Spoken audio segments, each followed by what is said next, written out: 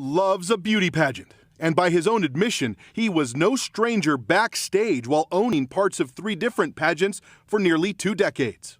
They're standing there with no clue. Is everybody okay? And you see these incredible looking women. And so I sort of get away with things like that. In 2001, Tasha Dixon was Miss Arizona, competing in the Miss USA pageant. She experienced this kind of awkward moment firsthand. Our first introduction to him was when we were at the dress rehearsal and half naked changing into our bikinis. Dixon was 18 at the time and says watching Trump storm into a dressing room was shocking. To have the owner come waltzing in when we're naked or half naked in a very physically vulnerable position, and then to have the pressure of the the people that work for him telling us to go fawn all over him, go walk up to him, talk to him, get his attention. Who do you complain to? He owns the pageant.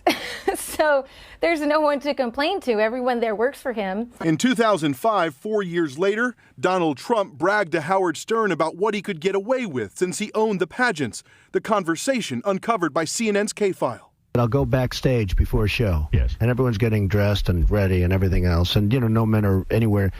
And I'm allowed to go in because I'm the owner of the pageant, and therefore I'm inspecting it. You're like everything is good. Later in that same show, Trump is asked if he'd ever had sex with Miss USA or Miss Universe contestants. Never comment on things like that. Give us the first letter of the country you had sex with. How many letters are there? This comes just weeks after Hillary Clinton brought up Trump's attacks on former Miss Universe Alicia Machado. Trump once described her as Miss Piggy and then told his Twitter followers to find her sex